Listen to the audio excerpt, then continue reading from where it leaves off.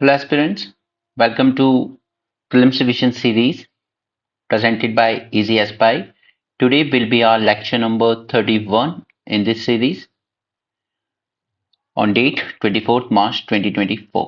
ये सबसे पहले तो देखते हैं यहाँ पर G20 प्रेसिडेंसी के बारे में। हमारे लिए बहुत ज़्यादा ज़रूरी हो जाता है क्योंकि इस पर पहले भी 2 बार क्वेश्चन पूछा जा चुका है पिछले 3 साल में। हमें इसके मेंबर्स जानने के बारे में ज़रूरी हो जाता है। इंडिया इस बार इसकी प्रेसिडेंसी होल्ड कर रहा था, तो यहाँ से काफ़ी सारे आउटकम निकल कर आए हैं, ओके, जिसे हम लोग कहते हैं दिल्ली डिक्लेरेशन। तो हमें इसके बारे में अच्छे से जानना होगा। ऑलराइट, फर्स्ट इसके बेसिक्स जान लेते हैं। मैं हमेशा आपको कहता हूं, कोई भी इंटरनेशनल ऑर्गेनाइजेशन जब भी इमर्ज हुआ है उसके पीछे कोई ना कोई क्राइसिस ही रहे होंगे। तो 97 98 में फाइनेंशियल क्राइसिस हुए थे जो हमारी आसियान कंट्रीज हैं आज की, उनमें, ओके, जिन्हें हम एशियन टाइगर्स कहते हैं, countries of east and south east Asia. यहाँ पर इन लोगों ने फुल कैपिटल अकाउंट कन्वर्टिबिलिटी दे रखी थी, ठीक है। तो उस वजह से क्या हुआ, काफी सारी फॉरेन इन्वेस्टमेंट की आई, काफी सारा प्रोग्रेस हुआ, शेयर मार्केट्स बूम कर गए। लेकिन क्योंकि फुल कैपिटल अकाउंट कन्वर्टिबिलिटी थी, इस वजह से ये तुरंत अपना, जब इन्होंने अपने डॉलर्स निकाले तो इनका मार्केट उल्टे मुंह गिर गया, ओके। और ये क्राइसिस ही एक लेसन है जिस वजह से इंडिया आज कैपिटल अकाउंट कन्वर्टिबिलिटी नहीं देता है अपने यहाँ पर। Full capital account convertibility India ने अलाउड नहीं की है। ऑलराइट, हमने सिर्फ करेंट अकाउंट कन्वर्टिबिलिटी अलाउ की है, कैपिटल नहीं की है। ऑलराइट, ये एस्टैब्लिश किया गया 99 में। ऑब्वियसली 97 98 में क्राइसिस हुए, कुछ डेलिब्रेशंस हुए, उसके बाद 99 में हमने इसको फाइनली फॉर्म किया। It work as a forum for central bank governors and finance minister. क्योंकि आज वर्ल्ड में किसी भी देश की इकोनॉमी पे कुछ असर पड़ता है तो वर्ल्ड ओवर उसका इम्पैक्ट फील होता है। कोरोना आया, सबसे पहले चाइना ने लॉकडाउन लगाया, पूरे वर्ल्ड में डिसरप्शन क्रिएट हुए सप्लाई चेन के।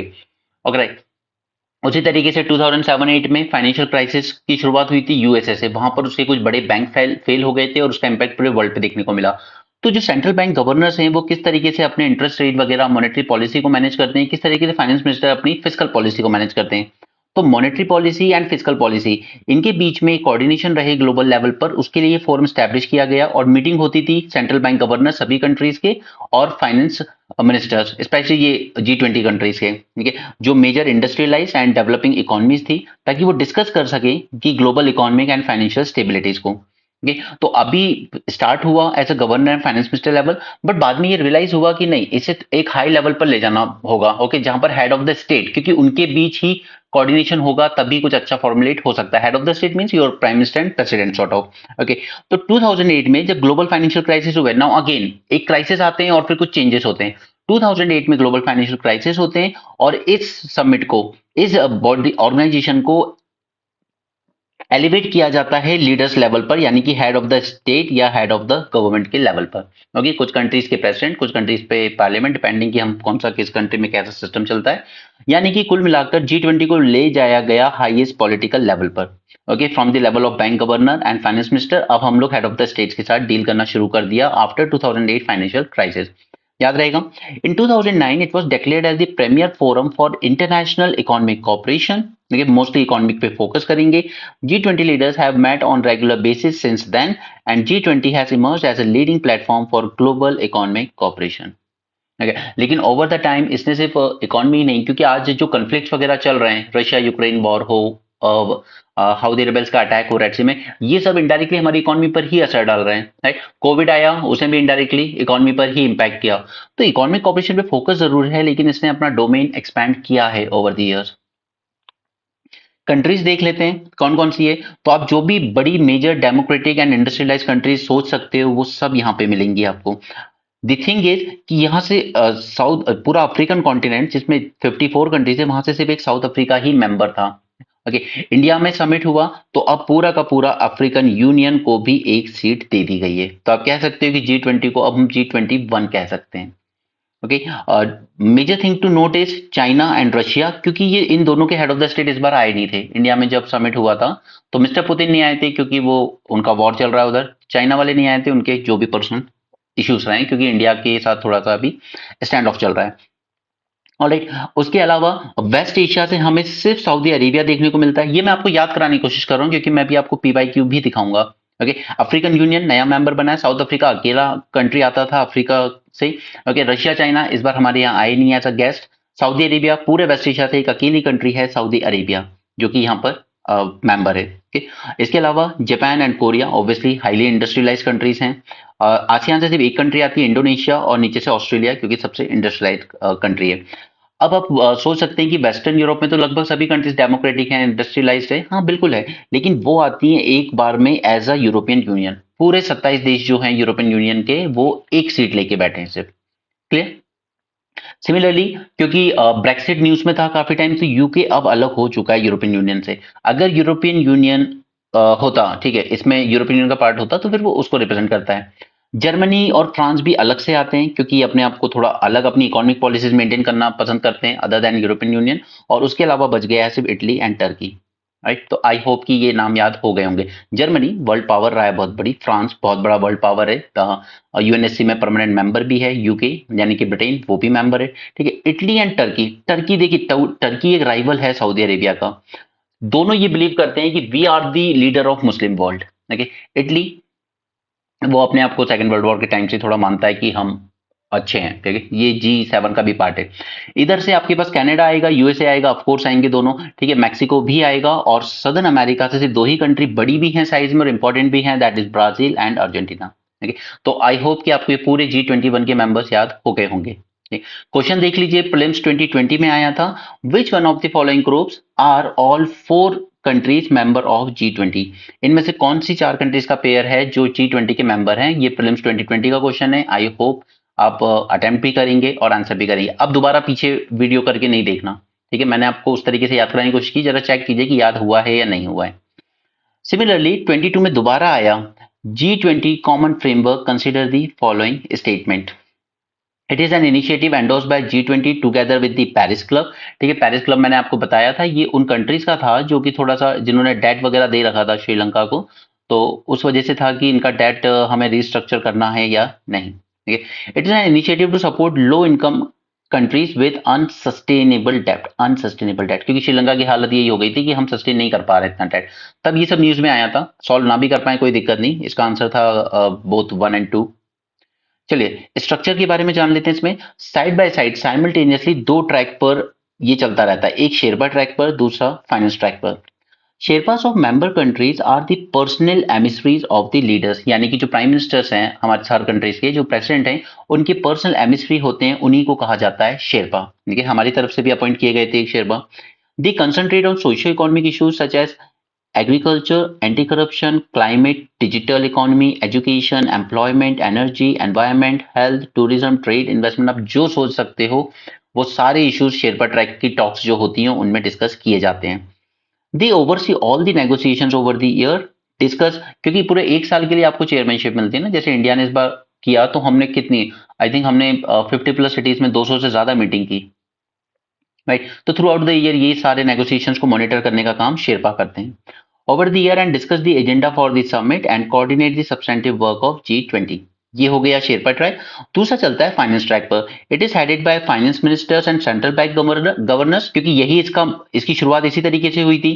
ठीक है, यही लोग डेलिब्रेट करते थे।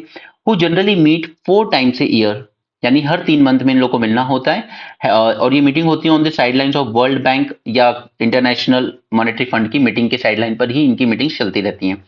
फोकस एरिया होता है फिजिकल एंड मॉनेटरी पॉलिसी, ताकि एक कोऑर्डिनेशन रहे वर्ल्ड ओवर, किस तरीके की मॉनेटरी पॉलिसीज कंट्री फॉलो कर रही हैं। ऐसा नहीं कि कुछ कुछ ज्यादा ही लो इंटरेस्ट रेट कर दें और फिर वहां से अमेरिका से लोग पैसे लेके इंडियन या दूसरी इमर्जिंग इकोनॉमीज में इन्वेस्ट करना शुरू करें, और फिर एकदम से अमेरिका का सेंट्रल बैंक अपनी मॉनेटरी पॉलिसी को टाइट कर दे, इंटरेस्ट रेट बढ़ा दे, और ये लोग पूरा पैसा इंडियन और इमर्जिंग मार्केट से निकाल दें और यहाँ की मार्केट पूरी तरीके से कोलैप्स हो जाए। ठीक है, तो ये कोऑर्डिनेशन बना रहे कि आप क्या मॉनेटरी पॉलिसी फॉलो कर रहे हो, उसको थोड़ा ध्यान में रखिए कि आप एकदम से टाइट कर दोगे तो पूरी इमर्जिंग इकोनॉमी से डॉलर निकल के वापस आ जाएगा अमेरिका। ओके, और यहाँ पर कोलैप्स हो जाएगा। ठीक है, फिजिकल पॉलिसी, यानी कि इन्फ्लेशन को भी कंट्रोल रखना होता है वर्ल्ड ओवर में, क्योंकि देखिए किसी भी कंट्री में अगर इन्फ्लेशन ज्यादा बढ़ेगा ना, ज्यादा इन्फ्लेशन होगा तो उस कंट्री में डिमांड कम हो जाएगी, और डिमांड कम हो जाएगी यानी कि अब उसको ज्यादा इंपोर्ट नहीं कर पाएगा, क्योंकि उसके यहाँ लोग डिमांड ही नहीं कर रहे हैं। तो जो कंट्री एक्सपोर्ट कर रही होगी उसकी इकोनॉमी पर भी असर पड़ता है इस चीज का। ओके, तो फिजिकल एंड मॉनेटरी पॉलिसी में कोऑर्डिनेशन बना के चलना होता है, such as global economy, infrastructure, financial regulation, financial inclusion, international finance, architecture, international taxation, etc. Okay? और ये दोनों ट्रैक साइड बाय साइड ही चलते रहते हैं through out the year. Okay, दो तीन टर्म हमें और देखने को मिलते हैं। एक है सबसे पहले तो ट्रॉयका। देखिए ये क्या है, देखिए पहले तो G20 के बारे में याद रखिए that it does not have any charter और सेक्रेटेरिएट। ना तो इसके पास अपना कोई खुद का सेक्रेटेरिएट है और ना ही इसका ऐसा कोई चार्टर है जैसे यूएन चार्टर, एक proper rules regulation treaty type की चीजें लिखी हुई है। ऐसा G20 में कुछ भी नहीं है। The presidency is supported by troika which includes the previous chair, ठीक है, इससे पहले जो रहे होंगे, या current chair and incoming presidency. जैसे नेक्स्ट समिट ब्राजील में होगा, राइट। करंट वाला इंडिया में हुआ था और इंडिया से पहले आई थिंक इंडोनेशिया में हुआ था या साउथ अफ्रीका में हुआ था, I am not sure. Okay, but कोई पूछ भी नहीं रहा आपसे ट्रॉयका के मेंबर कौन है। ओके, बट ट्रॉयका का मतलब जान लीजिए कि प्रीवियस जो रहा होगा जिसने चेयरमैनशिप होल्ड की होगी, करंट चेयरमैनशिप और इनकमिंग प्रेसिडेंसी, राइट। अभी अभी प्रीवियस तो, और जस्ट अ सेकेंड, प्रीवियस यानी कि इंडिया का हो चुका है तो इंडिया प्रीवियस में चला जाएगा। करंट अब ब्राजील के पास है तो ये ब्राजील चला जाएगा। उसके बाद जो नेक्स्ट आएगा वो आएगा साउथ अफ्रीका, राइट। ये तीन ट्रॉयका बनेंगे आपके। The G20 presidency host the summit and direct the agenda for calendar year. ये पूरा एजेंडा डिसाइड करते हैं कि थ्रू आउट द ईयर हमें किन किन चीजों पर डेलिब्रेशन करने हैं। Now one important thing is that ये एक नॉन बाइंडिंग फोरम है। यहाँ पर जो भी डिसीजन होंगे वो लीगली बाइंडिंग नहीं होंगे, ठीक है। यहाँ पे कोई अगर डिसीजन लिया जाता है तो ऐसा नहीं है कि उसको इंप्लीमेंट करना ही है हर कंट्री को। They are not legally binding, okay. Member countries are not required to implement them. उनकी मर्जी है, करना है कर लो, नहीं करना है मत करो, right. Working with international organizations, G20 members also work closely with international organizations such as IMF, World Bank या फिर WTO, ठीक है, ताकि एक ग्लोबल इकोनॉमी में एक कोलैबोरेशन बना रहे। अब देखिए कुछ क्वेश्चन आपको इस तरीके से भी आएंगे फिल्म्स में जहां पे आपसे पूछ लिया जाए कि बताइए इंडिया, ठीक है, तीन चार ऑर्गेनाइजेशन के नाम दे देंगे आपको, एशिया पैसिफिक इकोनॉमिक फोरम दे देंगे आपको, ठीक है। उसके बाद आपको ईस्ट एशिया समिट दिया जा सकता है, आपको क्वाड दिया जा सकता है, राइट, या फिर OECD दिया जा सकता है। और फिर आपसे पूछा जाए इन चारों में से इंडिया किसका मेंबर है, राइट। या फिर तीन कंट्रीज के पेयर दे दिए जाएं, जैसे suppose India, Brazil, south Africa, और पूछ लिया जाए चार ऑप्शन देके अलग अलग ऑर्गेनाइजेशन के कि इन चारों में से कौन से ऑर्गेनाइजेशन में ये तीनों कंट्रीज मेंबर है, ओके। तो इस तरह के क्वेश्चंस भी आते हैं, इसलिए इनके लिए भी तैयार रहिएगा, ओके। सो यहाँ पर आपका G7 कंट्रीज मोस्टली याद रहती हैं। पहले G8 हुआ करती थी लेकिन रशिया को जब उसने क्रीमिया एनेक्स किया 2013 में तो उसको निकाल दिया गया था यहाँ से। ये था ट्रॉयका। इस बार जब इंडिया आया था ना, जब इंडिया ने प्रेसिडेंसी होल्ड की थी तो उससे पहले इंडोनेशिया ने की थी, फिर इंडिया ने की और अगली ब्राजील थी, ठीक है। लेकिन अब हम 24 में आ गए तो ट्रॉयका के मेंबर हो जाएंगे इंडिया जो पिछला प्रेसिडेंट था, ब्राजील जो अभी करंट प्रेसिडेंट है, और फिर साउथ अफ्रीका जो 2025 का प्रेसिडेंट होगा, ओके। तो वो ट्रॉयका कहलाएगा हमारा। G7 कंट्रीज, यूएसए जब भी आता है तो वो अपने साथ कनाडा को लेकर आता है। जैसे हम लोग जब कहीं जाते हैं तो हम लोग नेपाल भूटान को अपने साथ लेकर जाते हैं, तो उस टाइप की यारी है, ठीक है। UK, France and Germany, three major power from Europe, western Europe, okay. इसके अलावा इटली जो अब तो पावर नहीं रहा, उतना बड़ा इकोनॉमिक पावर हाउस भी नहीं है बट कभी हुआ करता था, और इसके अलावा जापान, ठीक है। ये G7 हो गए। G8 हुआ करता था बट रशिया को अब निकाल दिया गया। उसके बाद ये पूरे के पूरे जो G8 हैं, ठीक है, इंक्लूडिंग रशिया, रिमेंबर। अब देखिए दो तीन बातें ध्यान रख लीजिए। फर्स्ट इज कि ये जो G7 था, मतलब जो अब है और पहले G8 था, इसमें चाइना मेंबर नहीं है, ओके। सबसे बड़ी इकोनॉमी, मिलिट्री सुपर पावर, लेकिन वो इसका मेंबर नहीं है, ये बात याद रखेंगे, ओके। रशिया G8 का मेंबर था लेकिन अब वो G8 ग्रुप ही G7 में कन्वर्ट हो गया है रशिया को निकालने के बाद आफ्टर क्रीमिया एनेक्सेशन। और G20 की जब हम बात करते हैं तो इसमें इंडिया भी आता है और इसमें चाइना भी आएगा, राइट। और European Union as a whole represent किया जाता है। बाकी साउथ अफ्रीका एक अकेली कंट्री थी साउथ अफ्रीकन कॉन्टिनेंट से, लेकिन अब अफ्रीकन यूनियन भी एक सीट दे दी गई है, ओके। वेस्ट एशिया से सिर्फ सऊदी अरेबिया आता है और उसके बाद जो यूरोप और एशिया को कनेक्ट करने वाली कंट्री है टर्की, वो आता है, और इन दोनों में हमेशा राइवलरी चलती रहती है for leadership of Muslim world. Southern American continent से दो ही कंट्री इंपॉर्टेंट है, Brazil and Argentina. Central America से मैक्सिको आ जाएगा, आसियान कंट्री से सिर्फ इंडोनेशिया और नीचे से ऑस्ट्रेलिया। ऑस्ट्रेलिया आएगा, न्यूजीलैंड नहीं आएगा, ओके। न्यूजीलैंड उतनी बड़ी इकोनॉमी नहीं, 50 लाख तो उसकी आबादी है, राइट। तो ये याद रहेगा अगर पूछ लिया जाए दो तीन कंट्रीज देकर कि इनमें से कौन से G7 और G20 दोनों के मेंबर हैं, तो आप क्वेश्चन अटेम्प्ट कर लोगे, राइट। इसी तरह के क्वेश्चन आपसे पूछे जाएंगे प्रीलिम्स में, सो तैयार रहिएगा। नाउ अब आ जाते हैं हम इंडिया स्पेसिफिक बातों पर कि क्या हुआ था। इंडिया के समिट में। तो यहाँ पर हमें थीम रखी थी one earth one family one future. इसका मतलब है वासुदेव कुटुंबकम, the whole earth is a family, और and this was written in Devanagari script. और ये लिया कहाँ से गया, ये इंपॉर्टेंट है। तो ये लिया गया है महाउपनिषद से। ठीक है, this theme was taken from Sanskrit text of Mahaupanishad. Guest country, अब G20 के मेंबर नहीं है ये, लेकिन फिर भी हम ऐसा गेस्ट उन्हें इनवाइट कर सकते हैं, क्योंकि हम प्रेसिडेंसी थी हमारे पास। ठीक है, जिसके पास प्रेसिडेंसी होती है वो डिसाइड कर सकता है कि उसे अपने यहाँ किन कंट्रीज को एज अ गेस्ट बुलाना है। तो हमने बांग्लादेश को बुलाया, हमने Egypt, Mauritius, Netherland, Nigeria, Oman, Singapore, Spain, UAE को भी बुलाया। ओके, बट एनीवे कोई नहीं पूछने वाला है आपसे कि गेस्ट कंट्रीज कौन सी थी। बस आप ये समझिए कि यूएई को हम कितनी इंपॉर्टेंस देते हैं। क्यों देते हैं? क्योंकि ये कभी ये पाकिस्तान के बहुत क्लोज हुआ करता था, लेकिन पिछले कुछ टाइम से UAE and Saudi Arabia India के ज्यादा क्लोज आए। बांग्लादेश ये शायद अभी हमारी नेबरहुड कंट्री में सिर्फ एक यही कंट्री बची है जिसके साथ हमारे रिलेशन अच्छे चल रहे हैं, बाकी सबके साथ थोड़ी प्रॉब्लम चल रही है। अलग अलग थीम्स रखी गई थी। Again not that important for your prelims, but for mains purpose you should know them. हम लोग सिर्फ एक बार देखेंगे। जेंडर इक्वालिटी पे बात की गई, वुमेन को लेकर काफी सारी चीजें की। फाइनेंशियल सेक्टर में इश्यूज चल रहे हैं सभी जगह पर, countering terrorism, money laundering and, अच्छा मनी लॉन्ड्रिंग कंटेक्स्ट में एक बात याद रखिएगा, पीएमएलए ये जो हमारा एक्ट है ना, ये मैं कराऊंगा आपको प्रीलिम्स रिवीजन सीरीज में। पीएमएलए एक्ट, इसमें ना 2018 में एक इंपॉर्टेंट अमेंडमेंट किया गया था, जिस अमेंडमेंट में ये लिख दिया गया कि ईडी अगर चाहे तो किसी को भी इनडेफिनेट टाइम तक कस्टडी में रख सकती है। ठीक है, बेल मिलना बहुत ज्यादा टफ हो गया इस केस में। बेल मिलने का सिर्फ एक ही तरीका है, जब ईडी ये कहे कि हाँ हमें इस जांच में कुछ नहीं मिला, आप इसको बेल दे सकते हैं, या हमें इस आदमी को बेल देने पर कोई आपत्ति नहीं है। यही हुआ महाराष्ट्र के छगन भुजबल के केस में। यहां पर ईडी ने यही कह दिया कि वो फाइलें ही खो गई हैं। और अजीत पवार का केस था, जब तक वो दूसरी पार्टी में थे ईडी उनके अगेंस्ट जांच कर रही थी। जैसे ही उन्होंने बीजेपी ज्वाइन किया तो ईडी ने वहां पर स्टेटमेंट दे दिया कि हमने जांच पूरी कर ली है, we found nothing in his case, अगे कुछ नहीं मिला हमें इसके केस। तब जाकर इन दोनों को बेल मिली। अदरवाइज 2018 में जो अमेंडमेंट किए गए हैं उसने बेल मिलना बहुत मुश्किल कर दिया। सत्येंद्र जैन हो, मनीष सिसोदिया हो, संजय सिंह हो, अरविंद केजरीवाल हो, और ऐसे कई लीडर्स हैं, हेमंत सोरेन है, इनको बेल मिलना बहुत मुश्किल है आफ्टर दिस 2018 अमेंडमेंट। ये होता है जब एक पार्टी बहुत हाई मेजोरिटी के साथ आ जाती है, ये फिर अमेंडमेंट कराना कोई बड़ी बात नहीं रह जाती किसी भी तरह के। और ये सिर्फ आज के टाइम में नहीं देख रहे हैं, अगर आप इंदिरा जी का एरा पढ़ेंगे तो वहां भी ऐसा था। वो जो नारा दिया गया था, India is Indira and Indira is India is Indira and Indira is India, okay, वो दिया इसलिए गया था क्योंकि उनके पास इतनी मेजोरिटी थी लोकसभा, राज्यसभा और स्टेट, अलग अलग स्टेट असेंबलीज में भी, कि वो जो अमेंडमेंट चाहती थी वो करवा देती थी। राइट, तो कभी भी इस तरह की मेजोरिटी हमेशा इस तरह के लॉस इनेक्ट करेगी ही। और भी कुछ थीम है, जैसे inclusive strong sustainable balance inclusive growth, accelerating progress on sustainable development goal, green development pact, okay, multilateral institution for 21st century, technological transformation, digital public infrastructure, international taxation etcetera. अभी इन सभी theme को हम एक एक करके डिस्कस करेंगे। सबसे पहले हम बात करते हैं रशिया यूक्रेन की।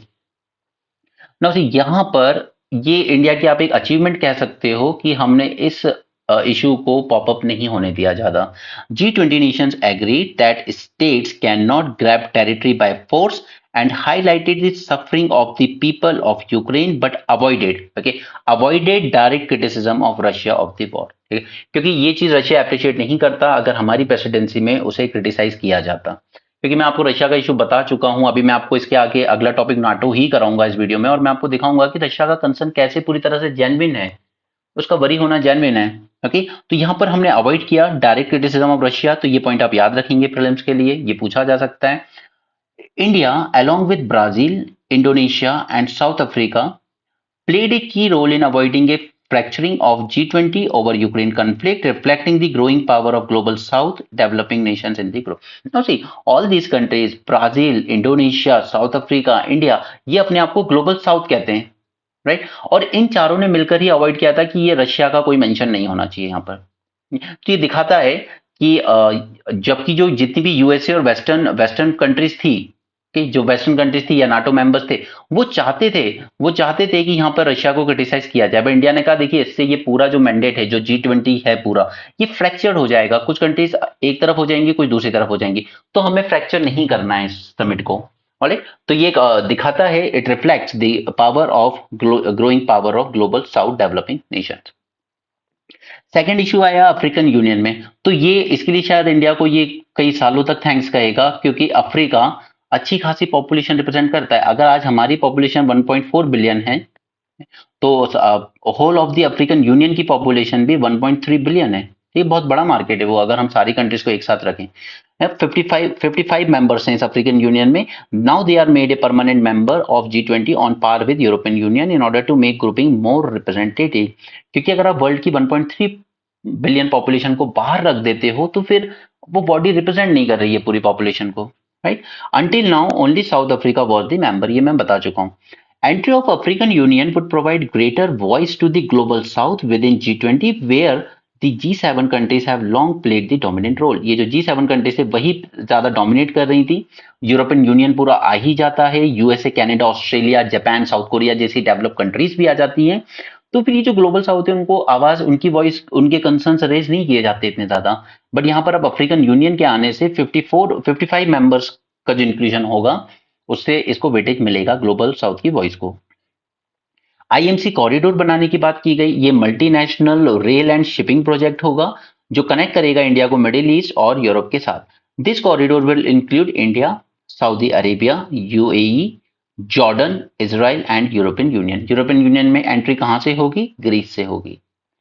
पोर्ट का नाम याद है, हमने कई बार डिस्कस किया है। ठीक है, ये मैं आपको एक लेक्चर बना के दूंगा, वर्ल्ड मैप और जो भी लोकेशंस न्यूज में रही है ना, important ports, important terrorist organisations, इन सब के हम एक सेपरेट वीडियो करेंगे प्रीलिम्स से कुछ दिन पहले। Right now it will challenge China's economic ambitions in the region. ये आईएमसी कॉरिडोर, क्योंकि चाइना के बेल्ट एंड रोड इनिशिएटिव को ही काउंटर करने के लिए हमने बनाया। हम बेल्ट एंड रोड इनिशिएटिव भी डिस्कस करेंगे, लेकिन इसी सीरीज के अगले पार्ट में। It aims to boost trade, deliver energy resources, and improve digital connectivity. Climate change पर बात हुई। G20 leaders agreed to pursue tripling of renewable energy capacity. ये हमने बात की थी पहले भी, हमें ट्रिपल करना है रिन्यूएबल एनर्जी कैपेसिटी को by 2030 and accepted the need to phase down unabated coal. No see, एक एक वर्ड ना इंपॉर्टेंट हो जाता है जब ये न्यू दिल्ली डिक्लेरेशन इशू किया गया या कोई भी प्रेसिडेंसी जब इशू करती है। उन्होंने ये काउंटर किया था खासकर साउथ अफ्रीका एंड रशिया जैसी कंट्रीज ने कि आप फेस डाउन वर्ड यूज कीजिएगा, एलिमिनेशन ऑफ कोल यूज नहीं करेंगे आप, ओके, या एलिमिनेशन ऑफ फॉसिल फ्यूल नहीं यूज करना है, आप सिर्फ फेस डाउन वर्ड यूज कर सकते हो। तो एक एक वर्डिंग इंपॉर्टेंट हो जाती है जब इस तरह के डेक्लेरेशन इशू होते हैं। क्लियर? तो अगर कल को आपको प्रीलिम्स में स्टेटमेंट आए कि यहां पर हमने क्लाइमेट चेंज को लेकर G20 में, क्योंकि G20 के आउटकम आपसे पूछे जाएंगे एग्जाम में, चाहे प्रीलिम्स में पूछे जाए या मेंस में, और प्रीलिम्स में पूछे जाने के भी अच्छे खासे चांसेस हैं। उसमें आपको इस तरह के स्टेटमेंट दिए जा सकते हैं कि यहाँ पे मेंबर्स ने एग्री किया है कि हम ट्रिपल करेंगे रिन्यूएबल एनर्जी कैपेसिटी को, तो yes, that point is right. और हम लोग एलिमिनेट करेंगे कोल पावर को, तो एलिमिनेट नहीं करेंगे, फेस डाउन करेंगे। अगर आज वर्ल्ड की 70% पावर जनरेशन कोल से हो रहा है, तो इसको धीरे धीरे रिड्यूस करेंगे, 50 लाएंगे और फिर और नीचे। एलिमिनेट करना तो मतलब जीरो पे ले जाइए, खत्म कीजिए, तो वो नहीं हो सकता अभी।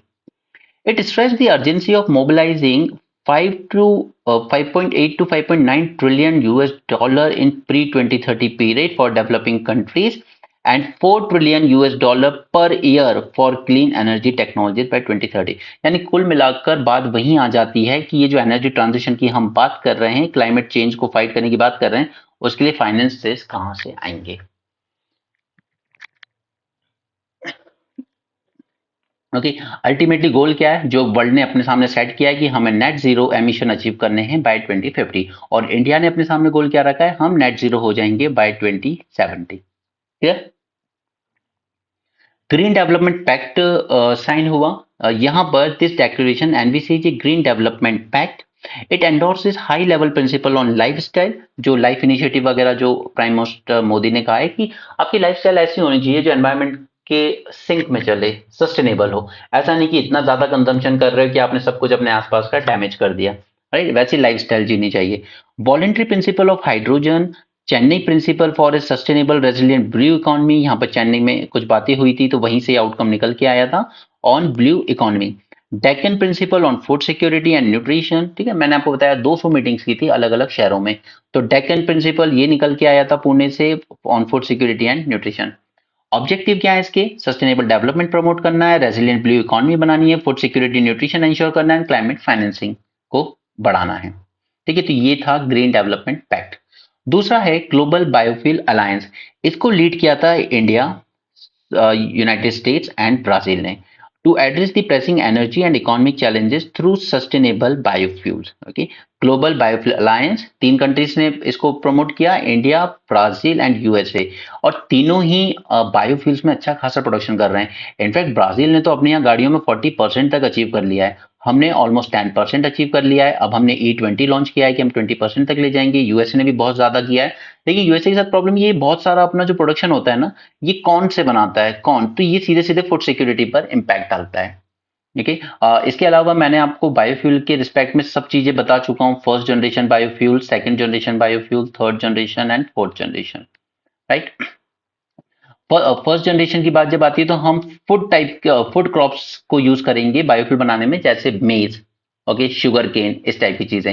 सेकंड जनरेशन की बात आती है तो हम नॉन फूड क्रॉप्स को यूज करेंगे, यानी कि जैसे एग्रीकल्चर से जो वेस्ट निकलता है, rice husk, okay, crop residue, इनको यूज करेंगे। थर्ड जनरेशन में हम लोग करेंगे जेनेटिकली मॉडिफाइड ऑर्गेनिजम्स को यूज, यानी कि हम लोग जो भी अपने जेनेटिक जो क्रॉप्स वगैरह हैं या जो भी हैं, ठीक है, ऑर्गेनिज्म, प्लांट्स वगैरह, इनको हम जेनेटिकली कुछ मॉडिफिकेशन करेंगे ताकि इनमें कार्बन कंटेंट बढ़ाया जा सके और उससे फिर हम बायोफ्यूल बना सकें। सिमिलरली फोर्थ जनरेशन वाले हैं तो इसमें हम लोग एल्गेट सॉर्ट ऑफ चीजें यूज करेंगे जो कि कहीं भी ग्रो हो जाती है, वो वेस्ट वाटर में कहीं भी ग्रो हो जाती है, इससे भी हम बायोफ्यूल बना पाएंगे। तो this is all about the fourth generation of biofuels. Now, the inauguration of Global Biofuel Alliance at G20 summit signifies a pivotal moment in pursuit of sustainable energy solution। ये भी G20 का ही outcome था। DPI, इसी को कहा जाता है India tax, right. ये हम लोग शेयर करना चाहते हैं ग्लोबल साउथ को। इसमें आपका सब कुछ आ जाएगा, इसमें आपका यूपीआई आ जाएगा, इसी में आपका आधार आ जाएगा, डिजी लॉकर आ जाएगा, डिजिटल सिग्नेचर आ जाएगा। जितने भी आप डिजिटल चीजें देख रहे हो इंडिया में जो हुई है पिछले कुछ सालों में, वो सब हमने इंडिया स्टैक में मिला दी है, उसी को हम कहते हैं डीपीआई, जो हम ग्लोबल साउथ के साथ शेयर करना चाहते हैं ताकि उनकी भी कैपेसिटी बिल्डिंग की जा सके। G20 framework for system of digital public interface. It is a voluntary framework. Okay, voluntary for the development, deployment, and governance of DPI has been unanimously accepted. Declaration also mentioned that the approval of India's plan to build and maintain a global digital public infrastructure repository. हम global level पर इस तरह की infrastructure repository बनाना चाहते हैं. The declaration take note of proposal to create one future alliance, again a voluntary initiative. Now, ये एक तरह का वर्चुअल स्टैक होगा where even the non G20 and G20 members can voluntarily share their open source mechanism. Now see mind this word open source. एक होता है कि जैसे आपने कोई चीज बनाई, उसमें आपने कुछ कोडिंग की, ठीक है, लेकिन आपने उसको क्लोज सोर्स रख दिया है, आप ही यूज कर सकते हो उसको। लेकिन अगर आपने इस कोडिंग को ओपन सोर्स रख दिया, यानी कि इस कोड को यूज करके कोई भी अब अपनी खुद की एप्लीकेशन बना सकता है, right, that is called as open source. जैसे कि हमने कोविन प्लेटफॉर्म बनाया था, ठीक है, जैसे कि हमारा जो यूपीआई है वो क्या है, वो ओपन सोर्स है, हर बैंक अपनी अपनी ऐप बना रखी है, ठीक है, एसबीआई हो, कैनरा हो, पीएनबी, इन सब ने अपनी अपनी एप्स बना रखी हैं बेस्ड ऑन यूपीआई, राइट। तो हम ओपन सोर्स रखना चाहते हैं इन चीजों को, ये सारी जो डिजिटल टेक्नोलॉजीज हमने डेवलप की हैं, even for non G20 members. Remember this point, not just G20 but also for non G20 member as well. One future alliance will assist and fund implementation of DPI in low and middle income countries like Africa. Next is multilateral development banks में reform की बात है तो पूरा global south बात करता है कि इसमें रिफॉर्म होने चाहिए। यूएसए का डोमिनेंस बहुत ज्यादा है, जापान का डोमिनेंस इन हमने बात की थी एशियन डेवलपमेंट बैंक की, वहां पे जापान का डोमिनेंस भी बहुत ज्यादा है, यूएसए का वर्ल्ड बैंक में बहुत ज्यादा है, आईएमएफ में बहुत ज्यादा है। तो इन बैंकों में रिफॉर्म होना चाहिए क्योंकि चाइना हो, इंडिया हो, इनकी इकोनॉमी ग्रो हुई है, बट ये जो मल्टीलेटरल बैंक्स हैं ये अभी भी रिप्रेजेंट करते हैं 1945 की इकोनॉमिक पावर को। चाइना, इंडिया के शेयर बढ़ने चाहिए जो कि ये लोग रिप्रेजेंट नहीं कर रहे हैं। So member countries endorsed the G20 roadmap for implementing recommendations of G20 independent review of multilateral development bank capital adequacy framework and called for its implementation. Capital adequacy framework recommendation are focused on enabling multilateral development banks to use existing resources effectively. Okay, G20 satellite mission की बात की गई तो India has proposed to launch G20 satellite mission for environment and climate observation. It aims to help the countries of global south for environment and climate observation. ठीक है, जो African countries हैं इनको भी ये फैसिलिटीज मिल सके ताकि वो बेटर ऑब्जर्व कर सकें अपने यहाँ के एनवायरनमेंट और क्लाइमेट को, कि साइक्लोन कब आ रहा है, किस तरफ मूव कर रहा है एंड सो ऑन। चलिए नेक्स्ट टॉपिक पे चलते हैं, नाटो पे। ठीक है, अब इसको ध्यान से समझिएगा क्योंकि इसके बारे में तो बहुत ज्यादा न्यूज में रहा है, तो ट्रीटी वगैरह पूछी जाए वो ठीक है, लेकिन इसका सबसे इंपॉर्टेंट कोई चीज अगर यहाँ से पूछी जाएगी वो है आर्टिकल 5। ये सबसे ज्यादा इंपॉर्टेंट है। चलिए पहले वहां जाने से पहले हम कुछ और चीजें देखते हैं ना। ये जो 1990 का फेज है ये वाला, ठीक है, इसके पहले तक आप मान लीजिए कि 1991 के आसपास, ठीक है, 1991 तक क्या हुआ था, वर्ल्ड बटा हुआ था। ठीक है, जर्मनी को आप मान लीजिए बीच में, और इधर पूरा नाटो का डोमिनेंस था, इधर पूरा यूएसएसआर का डोमिनेंस था। राइट, और ये वर्ल्ड बटा हुआ था दो कैंप में कोल्ड वॉर की वजह से। ठीक है, 1991 में ये ब्रेक हो जाता है। ठीक है, बर्लिन वॉल भी ब्रेक हो गई, बर्लिन एक हो गया, जर्मनी यूनाइट हो गया और जर्मनी नाटो का मेंबर बन गया। वहां तक बात ठीक थी। जब 91 में कोल्ड वॉर खत्म हुई तो यूएसए यानी कि नाटो ने प्रॉमिस किया था कि हम ईस्टवर्ड एक्सपेंशन नहीं करेंगे, यानी कि जर्मनी से आगे की जो कंट्रीज हैं जैसे पोलैंड, चेकोस्लोवाकिया, हंगरी वगैरह, ये सब यूएसएसआर के डोमेन में आती थी। ठीक है, तो इन्होंने कहा था हम इस तरफ एक्सपैंड नहीं करेंगे, हम जर्मनी तक ही अपने आप को लिमिट रखेंगे। और 1991 में USSR was broken into 14 different countries, weak हो गया। नाउ सी 1940s में ये सब इसके फाउंडिंग मेंबर हैं। 1950s में टर्की, ग्रीस जुड़ गए इसके साथ। उसके बाद Germany, federal Republic of Germany आप यहाँ पर क्यों देख रहे हैं 1955 में, क्योंकि जर्मनी को दो पार्ट में डिवाइड किया गया था, एक अंडर वेस्टर्न इन्फ्लुएंस और ईस्ट वाला जो जर्मनी था it was under Soviet influence. Right, तो अब 91 में ये सब हो गया। ठीक है, बर्लिन वॉल 89 में गिर गई। उसके बाद 91, 92, 93 तक सब डिसॉल्व हो गया, रशिया बच गया एक सुपर पावर, और उसके आसपास के जो छोटे छोटे सैटेलाइट स्टेट्स थे वो सब इंडिपेंडेंट हो गए पूरी तरीके से। राइट, लेकिन अब देखिए आप नाटो की हरकत कि उसने अपना प्रॉमिस फुलफिल नहीं किया, और 91 में उसने ईस्टवर्ड एक्सपेंशन शुरू कर दिया अपना। ओके, उसने पहले चेक रिपब्लिक को अपने डोमेन में ले लिया नाटो में, उसके बाद हंगरी को भी ले लिया, पोलैंड को भी ले लिया। यहां तक भी रशिया ने बर्दाश्त किया क्योंकि वो वीक पड़ चुका था काफी, लेकिन ये सब 99 में हो गया। 2000 में रशिया की प्रेसिडेंट की कुर्सी संभालते हैं मिस्टर पुतिन। ये- वो भी 2000 के बाद थोड़ा बर्दाश्त करते हैं कि अभी हम पावरफुल नहीं है, और यहां पर नाटो ने अपनी लिमिट और क्रॉस की जब उसने एस्टोनिया, लाटविया, लिथुआनिया, ये तीनों बॉर्डर शेयर करते हैं रशिया के साथ। ओके, नाटो के डोमेन में चले गए तीनों। इट्स लाइक कि हमारे यहाँ नेपाल और भूटान चाइनीज आर्मी के डोमेन में चले जाएं और उनके साथ कुछ ऐसी ट्रीटी साइन कर लें कि चाइनीज आर्मी हमारी यूपी बिहार की बॉर्डर तक आके खड़ी हो सकती है, तो इंडिया बर्दाश्त नहीं करेगा वो। राइट, तो यही चीज रशिया को यहाँ पे बुरी लगी कि एस्टोनिया, लाटविया, लिथुआनिया जिनके साथ हम बॉर्डर शेयर करते हैं आपने उनको डोमेन में ले लिया नाटो की। ठीक है, इसके अलावा Bulgaria, Romania, Slovakia and Slovenia, इन्होंने भी नाटो ज्वाइन कर लिया। तो ये 2004 में पुतिन ने डिसाइड कर लिया था बस अब मैं रशिया को फिर से पावर बनाऊंगा। ओके, फिर से हम आगे बढ़ेंगे, मजबूत बनेंगे, अब हम नहीं डरेंगे। 2009 में अल्बानिया एंड क्रोएशिया ने भी इनको ज्वाइन कर लिया। लेकिन ये गलती क्या कर गया नाटो कि 2009 में अल्बानिया, क्रोएशिया ने ज्वाइन किया, उससे पहले 2008 में इसने ऑफर दे दिया था। इसने एक स्टेटमेंट में कह दिया था कि हम जॉर्जिया एंड यूक्रेन को भी मेंबरशिप ऑफर करेंगे। अब ये रेड लाइन थी रशिया के लिए, ये मैं अगली स्लाइड में क्लियर करूंगा कि जॉर्जिया और यूक्रेन को लेकर रशिया इतना हाइपर क्यों हुआ, जबकि 2009 में जब अल्बानिया, क्रोएशिया ने ज्वाइन किया तब रशिया इतना हाइपर नहीं हुआ। ठीक है, तब पुतिन को दिक्कत नहीं हुई, लेकिन 2008 में जब जॉर्जिया और यूक्रेन को मेंबरशिप देने की बात की गई, आखिर इन दो कंट्रीज ही क्यों। ठीक है, 2009 में भी तो एक्सपेंशन हो रहा है ना ईस्टवर्ड, अल्बानिया, क्रोएशिया। ठीक, 2017 में मॉन्टेनेग्रो ने ज्वाइन किया और 2020 में नॉर्थ मैकेडोनिया ने लॉन्च किया। अभी Finland and Sweden and Finland ने भी ज्वाइन कर लिया है, फिनलैंड लेटेस्ट बना है 31st मेंबर। राइट, तो अब जरा पहले ये समझिए कि जॉर्जिया एंड यूक्रेन से क्या दिक्कत हुई रशिया को। सी दिक्कत ये हुई कि जरा इस मैप पे आइए, जस्ट अ सेकेंड। ओके, ये जो आप देख रहे हैं ना, ये ब्लैक सी रीजन, ये इशू था उसके लिए, क्योंकि ये जो ब्लैक सी है यहाँ से आप डार्डेनल स्टेट, बॉस्फोरस स्ट्रेट से निकल के मेडिटेरियन सी में जाते हैं और फिर आप आगे की तरफ वर्ल्ड में जिस तरफ जाना जा सकते हैं, स्विस कैनाल क्रॉस करके एशिया आ जाइए या मेडिटेरियन से अटलांटिक में चले जाइए। रशिया को प्रॉब्लम थी कि उसकी पूरी नेवी ब्लैक सी को ही एक्सेस करती है। अब ब्लैक सी से दोनों टच हो रहे हैं, ब्लैक सी से आपका जॉर्जिया भी टच हो रहा है, ये दिस जॉर्जिया है, ओके। और ये पूरा यूक्रेन, अब उस टाइम क्रीमियन पेनिनसुला 2013 से पहले ये जो क्रीमियन पेनिनसुला ये वाला, ठीक है, ये भी यूक्रेन का ही पार्ट था। ये पूरा जो येलो लाइन देख रहे हैं ये, तो अगर आप यहाँ से इस यूक्रेन को और यहाँ से इस जॉर्जिया, अगर आपने इनको नाटो में मेंबर बना लिया, दैट मीन्स रशियन नेवी जो है वो बिल्कुल न्यूट्रल हो जाएगी। वो कहां से निकलेगी फिर? ठीक है, ब्लैक सी पे ही आपने डोमिनेंस कर लिया। Romania Bulgar sorry Romania and Bulgaria, ये दोनों भी शेयर कर रहे हैं ब्लैक सी से, ये ऑलरेडी नाटो मेंबर थे। ओके, टर्की है ये पूरा ब्लू लाइन में, ये ऑलरेडी नाटो मेंबर है। यानी कि पूरा का पूरा ब्लैक सी, अगर जॉर्जिया और यूक्रेन ज्वाइन कर लेते नाटो को, तो पूरा ब्लैक सी नाटो के डोमेन में चला जाता। ओके, फिर रशियन नेवी किस काम की? अगर रशियन नेवी, क्योंकि देखिए ऊपर तो है आर्कटिक ओशियन, राइट, ऊपर आर्कटिक से तो जा नहीं सकते क्योंकि वो तो ठंडियों में जम जाता है।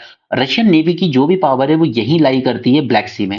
अगर आपने आपने रोमानिया को मेंबर बना लिया, आपने बुल्गारिया को बना लिया, आप टर्की को बना चुके ऑलरेडी, अब सिर्फ दो रह गए थे, यूक्रेन और जॉर्जिया, आपने इनको भी मेंबरशिप ऑफर कर दी।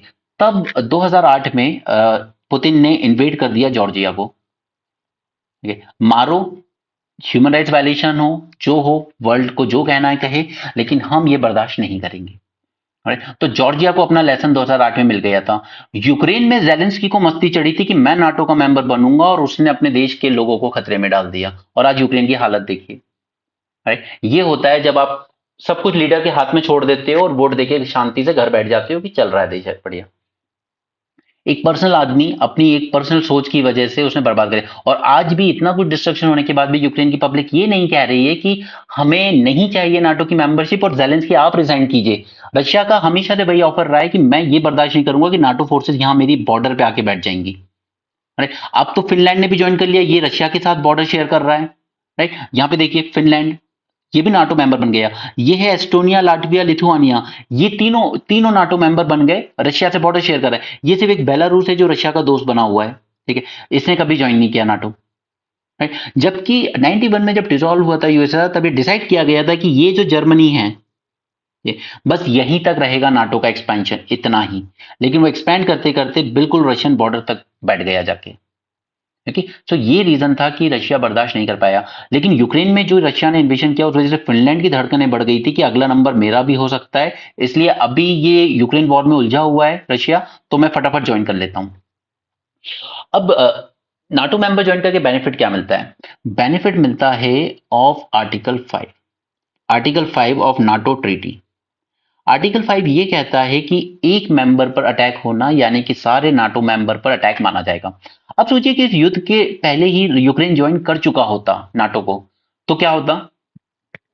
तो ये होता कि पूरी नाटो फोर्सेस इस वक्त रशिया से फाइट कर रही होती, क्योंकि आर्टिकल 5 उनको कंपेल करता है, अगर एक भी नाटो मेंबर पे अटैक होगा तो पूरी नाटो की आर्मी मिलकर रिस्पॉन्ड करेगी।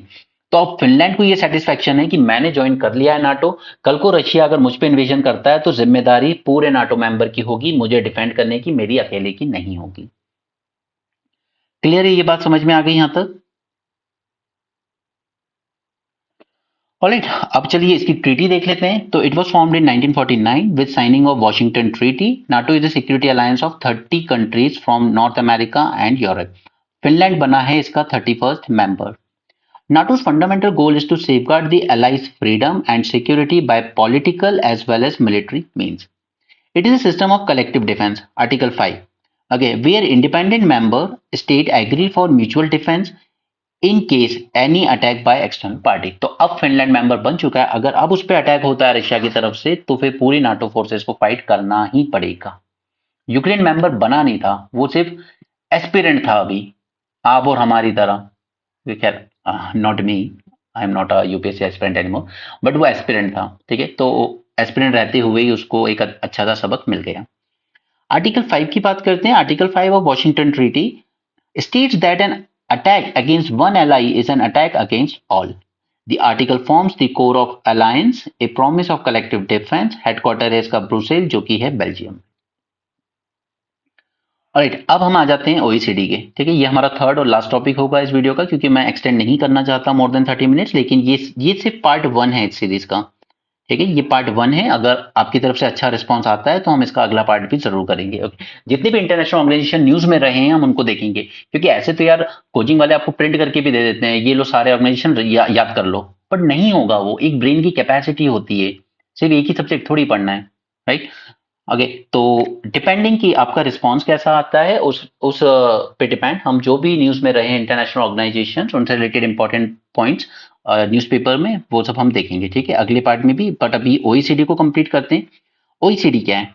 फर्स्ट थिंग जो आपको याद रखना है, देखिए इंडिया इसका मेंबर नहीं है। ये पॉइंट बिल्कुल याद दिमाग में बिठा लीजिए कि India is not a member of OECD. ये 38 कंट्रीज का ऑर्गेनाइजेशन है which is committed to democracy and market economy. तो इंडिया भी कमिटेड है, डेमोक्रेसी भी की बात भी करता है और मार्केट इकोनॉमी भी है हमारे यहाँ, ठीक है, कोई कम्युनिस्ट इकोनॉमी तो है नहीं, तो फिर हम मेंबर क्यों नहीं है? OECD members are typically democratic countries that support free market economies.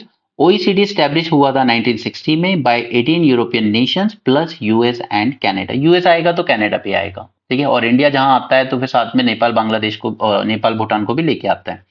Headquarter है इसका पेरिस फ्रांस में। गोल क्या था ओईसीडी का? गोल था to shape the policies that foster prosperity, equality, opportunity and wellbeing for all. Now see, ये बना कब है? 1960 में। उस टाइम आप इमेजिन नहीं कर सकते इंडिया, और वैसे भी उस टाइम हम पूरी तरह से मार्केट इकोनॉमी थे भी नहीं। ये तो हमने 1991 में जब एलपीजी रिफॉर्म्स किए तब हम मार्केट इकोनॉमी की तरफ शिफ्ट हुए हैं पूरी तरीके से। अदरवाइज हम थोड़ा मिक्स इकोनॉमी की तरफ चल रहे थे, but heavily tilted towards socialism, ठीक है। पब्लिक सेक्टर एंटरप्राइजेस पे ज्यादा फोकस करते थे हम लोग। लाइसेंस राज, कोटा राज, इंस्पेक्टर राज, ये सब चलता था। तो उस टाइम हमने मेंबरशिप बनने में इंटरेस्ट नहीं लिया और हमें बनाया भी नहीं गया, ऑफर भी नहीं की गई है। The organization also seeks to eliminate bribery and other financial crimes worldwide.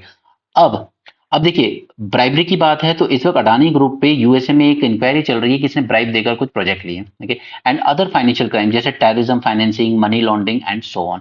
Pakistan को इसी ने ब्लैक लिस्ट में, ग्रे लिस्ट में डाला हुआ था कि आप prevention of money laundering act के अंडर में चीजें नहीं रोक रहे हो, टेररिस्ट फाइनेंसिंग आपकी सॉइल से हो रही है।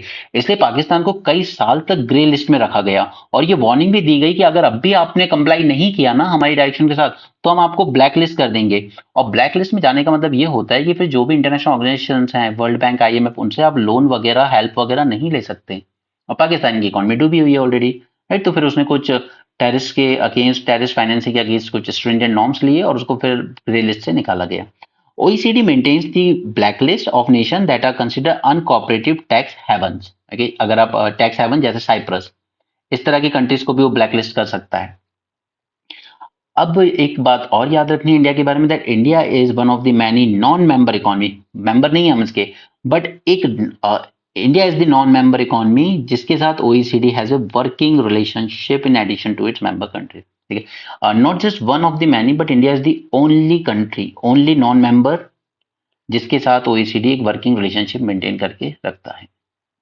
अब ये OECD ना एक एग्जाम कराता था, programme for international student assessment. यहाँ पर टेस्ट किया जाता है 15 ईयर ओल्ड स्टूडेंट की reading, mathematics and science literacy. Every 3 year होता था ये एग्जाम। पहली बार किया गया 2000 में। Major domain of study rotate between, कभी रीडिंग के चेक की जाती, कभी मैथमेटिक्स, कभी science. PISA also includes measures of general or cross-curricular competencies such as collaborative problem solving. PISA is coordinated by OECD, ठीक है, तो OECD ही कराता था। बट इसमें हमारा परफॉर्मेंस इतना बुरा रहा कि 2012 या 15 के आसपास हमने इससे विड्रॉ कर लिया कि यार देखिए आप लोग जो जिस तरह से फ्रेम करते हो ना क्वेश्चन, ये हमारे एजुकेशन के हिसाब से नहीं है, ठीक है, आपका एग्जाम ही जो है वो फर्जी है। बट बात ये थी कि हमारी परफॉर्मेंस बहुत ज्यादा पुअर होती थी, तो फिर हमने इसमें विड्रॉ कर लिया, बट बाद में हमने इसको रीजॉइन कर लिया था, ठीक है। हमारे यहाँ के बच्चे जाते हैं इस कंपटीशन में। ओके, सो हमने यहाँ पर 3 टॉपिक देखे आज। G20 के आउटकम्स को डिटेल में जाना, हमने नाटो को जाना और हमने OECD को जाना, ठीक है। अगले पार्ट 2 में भी हम कई सारे टॉपिक्स लेकर आएंगे डिपेंडिंग कि इस पे रिस्पॉन्स कैसा आता है। So I hope you like this session. अगर पसंद आया हो तो कमेंट में जरूर बताएं, and thanks for watching and keep learning.